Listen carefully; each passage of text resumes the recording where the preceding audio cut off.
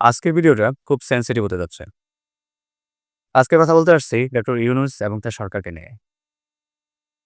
একটা শঙ্কা করা যাচ্ছে বা আশঙ্কা করা যাচ্ছে যে ডাক্তার ইউনূস এইবার হয়তো ফেঁসে যেতে পারেন।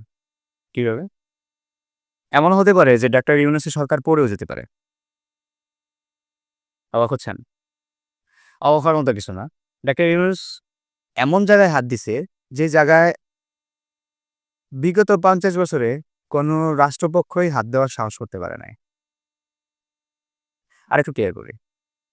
আরেকটু ক্লিয়ার করে বললে, ডক্টর ইউনূস প্রশাসনের যেই সরকারি চাকরিজীবী আছে, এদের ভিতরে একটা ম্যান্ডেট চালু ছিল সবসময়। এদেরকে কখনো বরখাস্ত করা যাইত না, কখনো সাসপেন্ড করা যাইত না।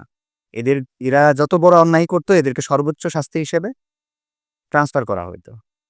এক এলাকা থেকে অন্য এলাকায় পরিবর্তন করে দেওয়া হইতো। কিন্তু ডক্টর ইউনূস এবার এমন এক আইন শুরু করছেন, এমন এক আইন পাস করে নিচ্ছেন অলরেডি, যেটা হচ্ছে এরা যদি কোনো দুর্নীতি করে, কোনো সরকার আদলে চাপামি করে, বাটপারি করে, সরাসরি এদেরকে সাসপেন্ড করা যাবে। মোট কথা, দেশের স্বার্থের বাহিরে, যেহেতু এরা দেশের সরকারি চাকরিজীবী, দেশের স্বার্থের বাহিরে যদি এরা কিছু করে, কোনো সরকারি লোককে বা কোনো দলীয় লোকের আন্ডারে যদি এরা নিজেদেরকে বিলিয়ে দেয়, কোনো প্রকার দুর্নীতি করে, এই ধরনের নীতি গর্হিত কাজ যদি এরা করে থাকে, সেক্ষেত্রে এদেরকে সাসপেন্ড করা যাবে, এদেরকে বরখাস্ত করা যাবে। কিন্তু এইটা নিয়ে আজকে অলরেডি সচিবালয়ে হম্বিতম্বি শুরু হয়ে গেছে। যখন ইউনূস এটা নিয়ে কথা বলা শুরু করছেন, তখন কিন্তু সচিবালয়ে আজকে অলরেডি ওদের আন্দোলন শুরু হয়ে গেছে। তো ওরা যত বড়ই আন্দোলন করুক, যদি ডক্টর ইউনূস ঠিকমতো এটাকে ধরে রাখতে পারেন, তাহলে ওদের কোনো আন্দোলনই কাজ হবে না। তবে আরেকটা শঙ্কা করাই যেতে পারে। সেটা হচ্ছে, এই প্রশাসন কিন্তু ছোট ছোটখাটো কোনো প্রশাসন না। এটা বাংলাদেশের পুরো আ A to Z, চৌকিদার থেকে শুরু করে একেবারে গভর্নমেন্ট অফিসার পর্যন্ত প্রত্যেকে কিন্তু এই ক্যাটেগরির এই লিস্টে আছেন।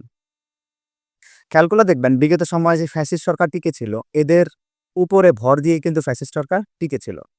যতবারই সমস্যা আসতো, এদের বেতন বাড়ানো হইতো, এদেরকে সুযোগ সুবিধা দেওয়া হইতো এবং ফ্যাসিস্ট সরকারের বিরুদ্ধে কেউ কিছু বললে তাকে বরখাস্ত করে দেওয়া হইতো, তাকে সিস্টেমেটিকলি সরায় দেওয়া হইতো, অফশোরে নিয়ে নিত। বরখাস্ত না, অ্যাকচুয়ালি তাকে অফশোর, মানে জোরপূর্বক অফশোরে পাঠায় দিত।